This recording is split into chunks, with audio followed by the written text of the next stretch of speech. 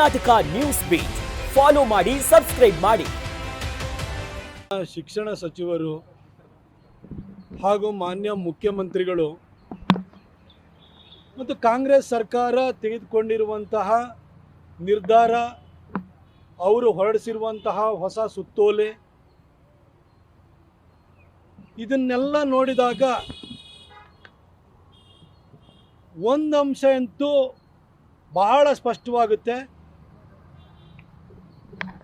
ಯಾರು ಮುಸಲ್ಮಾನರು ಬಂದು ನಮಗೆ ಬುರ್ಕಾಕ್ಕೆ ಅವಕಾಶ ಕೊಡಿ ಅಂತ ಏನು ಕೇಳಕ್ಕೆ ಬಂದಿರಲಿಲ್ಲ. ಹಿಂದೆ ಉಡುಪಿ ಹತ್ರ ಒಂದು ಶಾಲೆ ಕಾಲೇಜಿನಲ್ಲಿ ನಡೆದಂಥ ಒಂದು ಘಟನೆಗೆ ಮಾತ್ರ ಸೀಮಿತವಾಗಿತ್ತು. ಆದರೂ ಸಮವಸ್ತ್ರ ಸಂಹಿತೆಯನ್ನು ಬದಿಗಿಟ್ಟು ಬುರ್ಕಾಕ್ಕೆ ಅವಕಾಶವನ್ನು ಮಾಡಿಕೊಟ್ಟಿರೋದನ್ನು ನೋಡಿದರೆ, ಮೊನ್ನೆ ತಮಿಳುನಾಡು ವಿಧಾನಸಭೆಯೊಳಗಡೆ ಉದಯನಿಧಿ ಸ್ಟಾಲಿನ್ ಹಿಂದೂ ಧರ್ಮವನ್ನು, ಸನಾತನ ಧರ್ಮವನ್ನು ಮೂಲೋತ್ಪಾಟನೆ ಮಾಡಬೇಕು ಅಂತೇಳಿ ಏನು ಹೊರಟ, ಅದನ್ನು ಹೇಳಿದಾತ ಅದನ್ನು ಒಂದು ರೀತಿಯಲ್ಲಿ ಕಾರ್ಯಗತ ಮಾಡಲಿಕ್ಕೆ ಹಿಂದೂಗಳನ್ನು ಉರ್ಸೋದಕ್ಕೋಸ್ಕರನೇ ಸಿದ್ದರಾಮಯ್ಯ ಮಾಡಿದ್ದಾರೆ. ಇದು ಅವರ ಹಿಡನ್ ಅಜೆಂಡಾ. ಮುಸಲ್ಮಾನರನ್ನು ಓಲೈಸೋದಕ್ಕೆ ಎಷ್ಟು ಮಾಡಿದರೋ ಗೊತ್ತಿಲ್ಲ, ಆದರೆ ಹಿಂದೂಗಳನ್ನು ಉರಿಸ್ಬೇಕು, ಅದನ್ನು ನೋಡಿ ಮುಸಲ್ಮಾನರಲ್ಲಿ ಒಂದೊಂದು ಜನ ಖುಷಿ ಪಟ್ಕೊಂಡು ತಂಪರ ನಿಲ್ಲಬೇಕು ಅನ್ನೋ ಹಿಡನ್ ಅಜೆಂಡಾ ಸಿದ್ದರಾಮಯ್ಯನವರಲ್ಲಿ ಇರುವುದಂತೂ ಭಾಳ ಸ್ಪಷ್ಟವಾಗುತ್ತೆ. ಆದರೆ ನಾನು ಮಾನ್ಯ ಮುಖ್ಯಮಂತ್ರಿ ಸಿದ್ದರಾಮಯ್ಯನವ್ರಿಗೆ ಒಂದು ಮಾತು ಹೇಳಲಿಕ್ಕೆ ಬಯಸ್ತೀನಿ. ಮುಸಲ್ಮಾನ ಹೆಣ್ಣು ಮಕ್ಕಳಿಗೆ, ಮಹಿಳೆಯರಿಗೆ ಬುರ್ಕಾದ ಅಗತ್ಯ ಇದೆಯೋ ಇಲ್ವೋ ಗೊತ್ತಿಲ್ಲ, ಆದರೆ ಸಿದ್ದರಾಮಯ್ಯನವರಿಗೆ, ಶಿವಕುಮಾರ್ ಅವರಿಗೆ, ಅವರ ಸಂಪುಟದಲ್ಲಿರುವಂಥ ಸಚಿವರುಗಳಿಗೆ, ಕಾಂಗ್ರೆಸ್ಸಿನ ಶಾಸಕರುಗಳಿಗೆ ಖಂಡಿತ ಬುರ್ಕಾದ ಅವಶ್ಯಕತೆ ಇದೆ. ಯಾಕಡೆ ಬುರ್ಕ ಹಾಕ್ಕೊಳ್ತಾರೆ? ಮುಖ ತೋರಿಸ್ಬಾರ್ದು ಅಂತಲ್ವಾ? 3 ವರ್ಷದಿಂದ 3 ಕಾಸಿನ ಕೆಲಸನೂ ಮಾಡದಲ್ಲೇ ಜನವಿರೋಧಿ ನೀತಿನ ಅಳವಡಿಸ್ಕೊಂಡು ರಾಜ್ಯದ ಸಾಲವನ್ನು 8.25 ಲಕ್ಷ ಕೋಟಿಗೆ ಏರಿಸಿ, ಈಗ ಹುಟ್ಟೋ ಮಗುವಿನ ತಲೆ ಮೇಲೂ ಕೂಡ 1,17,000 ಸಾಲವನ್ನು ತಂದಿಟ್ಟು ಯುವ ನಿಧಿ ಕೊಡ್ತೀನಿ ಅಂತೇಳಿ ಅದಕ್ಕೆ ಟೋಪಿ ಹಾಕಿ, ಒಂದೇ ಒಂದು ರಸ್ತೆನೂ ಕೂಡ ರಿಪೇರಿ ಮಾಡ್ದಲೆ ಎಲ್ಲ ಕಡೆ ಗುಂಡಿ ಬಿದ್ದು ಹೋಗಿದ್ದಾವೆ. ಇಡೀ ರಾಜ್ಯದ ಜನ ತೂಚಿ ಅಂತ ಉಗಿತಾ ಇದ್ದಾರೆ. ಅವರಿಗೆ ಮುಖ ತೋರ್ಸೋಕ್ಕೆಲ್ಲಾಗುತ್ತೆ? ಮುಸಲ್ಮಾನ ಹೆಣ್ಮಕ್ಳಿಗೆ, ಮಹಿಳೆಯರಿಗೆ ಬುರ್ಕಾ ಬೇಕಾ ಬೇಡವಾ ಗೊತ್ತಿಲ್ಲ, ಆದರೆ ಸಿದ್ದರಾಮಯ್ಯನವರಿಗೆ, ಡಿ ಕೆ ಶಿವಕುಮಾರ್ ಅವರಿಗೆ ಹಾಗೂ ಕಾಂಗ್ರೆಸ್ ಶಾಸಕರಿಗೆ ಮಾತ್ರ ಬುರ್ಕಾ ಬೇಕೇ ಬೇಕು. ಯಾಕೆಂದರೆ ಮುಖ ತೋರ್ಸೋಕ್ಕೆ ಅವ್ರ ಕೈಲಿ ಮುಖನೇ ಇಲ್ಲ. 3 ವರ್ಷದಲ್ಲಿ 3 ಕಾಸಿನ ಕೆಲಸನೂ ಮಾಡಿಲ್ಲ ಅವರು. ಹಾಗಾಗಿ ಅವರಿಗೆ ಬುರ್ಕಾದ ಅಗತ್ಯ ಇದೆ. ಆದರೆ ಸಮವಸ್ತ್ರ ಸಂಹಿತೆಯನ್ನು ಬದಿಗಿಟ್ಟುಬಿಟ್ಟು ಏನು ಮುಸಲ್ಮಾನರು ಓಲೈಸೋದಕ್ಕೋಸ್ಕರವಾಗಿ ಬುರ್ಕಾ ಹಾಕಬೇಕೆ ಅವಕಾಶವನ್ನು ಮಾಡಿಕೊಟ್ಟಿದ್ದಾರೆ. ಆದರೆ ನಾನು ಈ ಸಮಾಜವಾದಿ ಧೋರಣೆಯಿಂದ ಬಂದಿರುವಂತಹ, ಚಿಂತನೆಯಿಂದ ಬಂದಿರುವಂತಹ ಸಿದ್ದರಾಮಯ್ಯನವ್ರನ್ನ ಕೇಳಲಿಕ್ಕೆ ಬಯಸ್ತೀನಿ. ಸಿದ್ದರಾಮಯ್ಯನವರೇ, ನಿಮಗೊಂದು ಸ್ವಲ್ಪನಾರು ಇತಿಹಾಸ ಜ್ಞಾನ ಅಥವಾ ಇತಿಹಾಸ ಜ್ಞಾನ ಇಲ್ಲದೇ ಇದ್ರೂ ಕೂಡ ಕನಿಷ್ಠ ಇತ್ತೀಚೆಗೆ ನಡೆದಂಥ ಘಟನೆಗಳು, ಪ್ರಪಂಚದಲ್ಲಿ ಆಗು ಹೋಗುಗಳಾದರೂ ನಿಮಗೆ ಗೊತ್ತಿರಬೇಕಲ್ವ ಸರ್? ನಿಮಗೆ 2 ವಿಚಾರ ಕೇಳ್ತೀನಿ. ಸಮಾಜವಾದಿ ಹಿನ್ನೆಲೆಯಿಂದ ಬಂದಿರೋರಾಗಿರೋದ್ರಿಂದ ಶಾಲೆಗಳಲ್ಲಿ ಸಮವಸ್ತ್ರ ಸಂಹಿತೆಯನ್ನು ಯಾಕೆ ಸರ್ ತಂದಿದ್ದಾರೆ? ಶಾಲೆಗೆ ಬರುವಂಥ ಮಕ್ಕಳು, ಬಡವರ ಮಕ್ಕಳು, ಶ್ರೀಮಂತರ ಮಕ್ಕಳು, ಆ ಜಾತಿ ಈ ಜಾತಿಯ ಮಕ್ಕಳು, ಆ ಧರ್ಮದ ಈ ಧರ್ಮದ ಮಕ್ಕಳು ಅನ್ನೋ ತಾರತಮ್ಯ ಇಲ್ದಲೆ ಎಲ್ಲರೂ ಕೂಡ ಒಂದು ಸಮಾನವಾದಂತಹ ವಾತಾವರಣದಲ್ಲಿ ಮನೋಭಾವನೆಯಿಂದ ವಿದ್ಯಾಭ್ಯಾಸವನ್ನು ಮಾಡಬೇಕು. ಅವನು ಮುಸ್ಲಿಮೋ, ಅವನು ಕ್ರಿಶ್ಚಿಯನೋ, ಅವನು ಹಿಂದೂನೋ, ಅವನು ಅವರೇ ಬಡವನೋ ಶ್ರೀಮಂತನೋ ಅನ್ನೋ ಭಾವನೆ ಇರಬಾರ್ದು ಅನ್ನೋ ಕಾರಣಕ್ಕೋಸ್ಕರ ಸಮವಸ್ತ್ರವನ್ನು ತಂದಿರುವಂಥದ್ದು. ಸರ್, ಅದರ ಮೂಲ ಆಶಯನೇ ಗೊತ್ತಿದ್ರೂ ಕೂಡ ಮೂಲ ಆಶಯಕ್ಕೆ ಕೊಡಲಿ ಪೆಟ್ಟು ಕೊಡೋ ರೀತಿಯಲ್ಲಿ ನೀವು ಬುರ್ಕ ಹಾಕೋದಕ್ಕೆ ಅವಕಾಶವನ್ನು ಮಾಡಿಕೊಟ್ಟಿದ್ದೀರಲ್ಲ ಸರ್. ನೀವು ಸಮಾಜನ ಎಲ್ಲಿ ತೊಗೊಂಡು ಹೋಗ್ತಾ ಇದ್ದೀರಿ? ಇನ್ನು ಆಯಿತು, ಮುಸಲ್ಮಾನ ಹೆಣ್ಮಕ್ಳಿಗೆ ಬುರ್ಕ ಹಾಕೋದಕ್ಕೆ ಅವಕಾಶ ಕೊಟ್ಟಿದ್ದೀರಿ, ಕೇಸರಿ ಶಾಲಾಕಕ್ಕಿಂತ ನೀವು ಕೊಡಲ್ಲ ಬಿಡಿ.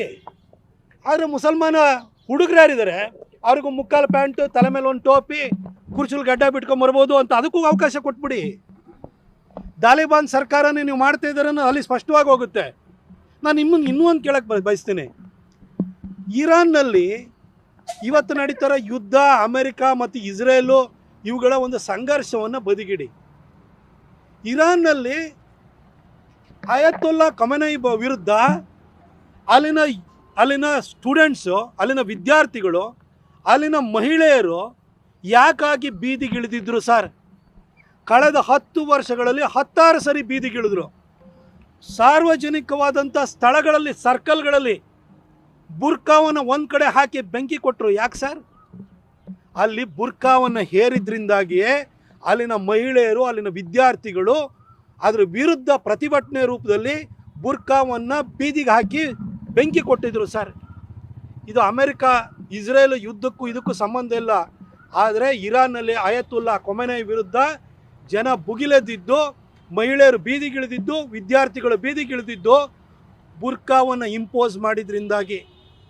ನೀವೇನು ಸರ್ ಆ ಖಮೇನಿ ಸತ್ತೋದ? ನೀವೇನು ಹೊಸ ಖಮೇನಿ, ಕರ್ನಾಟಕದ ಖಮೇನಿ ಆಗಿ ಕೊಟ್ಟಿದ್ದೀರ ನೀವು? ಇಲ್ಲಿ ಬುರ್ಕಾವನ್ನು ನೀವು ಶಾಲೆಯಲ್ಲಿ ಕಂಪಲ್ಸರಿ ಮಾಡ್ತಾಯಿದ್ದೀರಿ, ಹಾಕ್ಕೊಂಡು ಹೋಗಿಬೇಕಾದ್ರೆ ನಿಮ್ಗೆ ಅವಕಾಶ ಇದೆ ಅಂತಲೂ ಬರ್ತಾರೆ. ನೀವು ಕರ್ನಾಟಕದ ಖಮೇನಿ ಆಗ್ಲಿಕ್ಕೆ ಹೊರಟಿದ್ದೀರ ಸರ್. ನಾನು ನಿಮ್ಮಿಂದ ಮಾತ್ರ ಇದನ್ನು ನಿರೀಕ್ಷೆ ಮಾಡಿರಲಿಲ್ಲ ಸರ್. ಆ ಒಳ್ಳೆಯ ಆಡಳಿತ ಕೊಡೋದು ಬಿಟ್ಟು, ಅಭಿವೃದ್ಧಿ ಮಾಡೋದು ಬಿಟ್ಟು, ಬರೀ ಇಂತಹ ಚಿಲ್ಲರೆ ರಾಜಕಾರಣ, ಈ ಥರ ಹಿಡನ್ ಅಜೆಂಡಾ ಇಟ್ಕೊಂಡು ಹಿಂದೂಗಳನ್ನು ಉರ್ಸೋ ಕೆಲಸ ಬಿಟ್ಟರೆ ನೀವು ಇನ್ನೇನು ಮಾಡ್ತಾಯಿಲ್ಲ ಸರ್.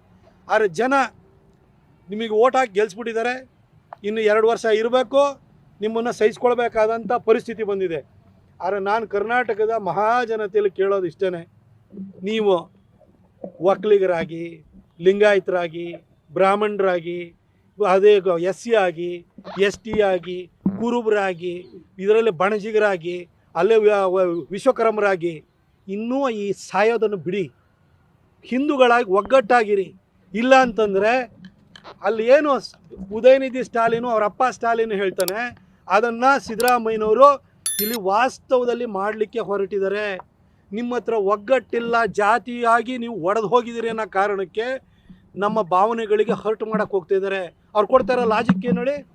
ನೀವು ಶಿವದಾರವನ್ನು ಹಾಕ್ಕೊಳ್ಬೋದು, ಜನಿವಾರನ ಹಾಕ್ಬೋದು. ಏನು ಜನಿವಾರನ ಶರ್ಟ್ ಮೇಲೆ ಹಾಕೋತಾರಾ? ಶಿವದಾರನ ಶರ್ಟ್ ಮೇಲೆ ಹಾಕ್ತಾರಾ? ಅಂಗಿ ಒಳಗಡೆ ಹಾಕ್ಕೊಳ್ತಾರೆ. ಅದು ನಮ್ಮ ನಂಬಿಕೆಯ ಪ್ರತೀಕ. ನಾವು ಹೊರಗಡೆ ಹೋಗಿ ನಾವು ತಲೆ ಮೇಲೆ ಟೋಪಿ ಹಾಕೊಂಡ್ಬಿಟ್ಟು, ನಾವು ಕುರ್ಚಿಲ್ ಗಡ್ಡ ಬಿಟ್ಕೊಂಡು, ಬುರ್ಕ ಹಾಕ್ಕೊಂಡು ನಾವು ನಮ್ಮ ಧರ್ಮವನ್ನು ಅಡ್ವರ್ಟೈಸ್ ಮಾಡ್ತಾಯಿಲ್ಲ ನಾವು. ಅದು ಒಳಗಡೆ ಇರೋದು ನಮ್ಮ ನಂಬಿಕೆಯ ಪ್ರತೀಕವಾಗಿರುತ್ತದೆ. ಶಿವದಾರ ಇರ್ಬೋದು, ಜನಿವಾರ ಇರ್ಬೋದು, ಅದು ಅಂಗಿ ಒಳಗಡೆ ಇರ್ತದೆ, ಅಂಗಿ ಮೇಲೆ ಹಾಕೊಂಡು ಹೋಗಲ್ಲ ಸರ್. ಅದಕ್ಕೆ ನೀವೇನು ಅವಕಾಶ ಮಾಡ್ಕೊಡೋಕ್ಕೆ ನೀವು ಯಾವ ದೊಣ್ಣೆ ನಾಯಕ? ಅದೇನೋ ಏನೋ ಅವ್ರಿಗೂ ಅವಕಾಶ ಮಾಡಿಕೊಟ್ಬಿಟ್ಟಿದ್ದೀನಿ ಅಂತ ಹೇಳ್ತೀರಿ. ಎಕ್ಸಾಮಿನೇಷನಲ್ಲಿ ಹೋದರೆ ಮೊನ್ನೆ ಅಷ್ಟೇ ಜನಿವಾರ ತೆಗೆಸಿದ್ರಿ. ಇದೇನರ್ಥ? ಏನು ತೋರಿಸುತ್ತೆ ಇದು? ಹಿಂದೂಗಳನ್ನು ಸತತವಾಗಿ ಅವರ ಭಾವನೆಗಳಿಗೆ ಹರ್ಟ್ ಮಾಡಲಿಕ್ಕೆ ನೀವು ಹೊರಟಿದ್ದೀರಿ. ಈ ಹಿಂದನೂ ಕೂಡ ಮುಸಲ್ಮಾನರು ಯಾರೂ ಕೇಳಲಿಲ್ಲ. ಯಾಕಂದರೆ ಮುಸಲ್ಮಾನರಿಗೆ ಅವರಿಗೆ ಕುರಾನಲ್ಲಿ ಏನು ಹೇಳಿದೆ, ಅವ್ರ ಧರ್ಮ ಏನು ಹೇಳುತ್ತೆ, ಹದೀಸ್ ಏನು ಹೇಳುತ್ತೆ ಅನ್ನೋದು ಅವ್ರಿಗೆ ಸ್ಪಷ್ಟವಾಗಿ ಗೊತ್ತಿತ್ತು. ಹಾಗಾಗಿಯೇ ಅವರು ಯಾರ್ದು ಜಯಂತಿ ಮಾಡಲ್ಲ. ಅವರು ಜಯಂತಿ ನಿಷಿದ್ಧವಾಗಿದೆ, ಅಲ್ಲನ್ನು ಬಿಟ್ಟರೆ ಯಾರು ಪೂಜೆಗೆ ಭಾಜನರಲ್ಲ ಅಂತ ಅವ್ರಿಗೆ ಗೊತ್ತಿದೆ.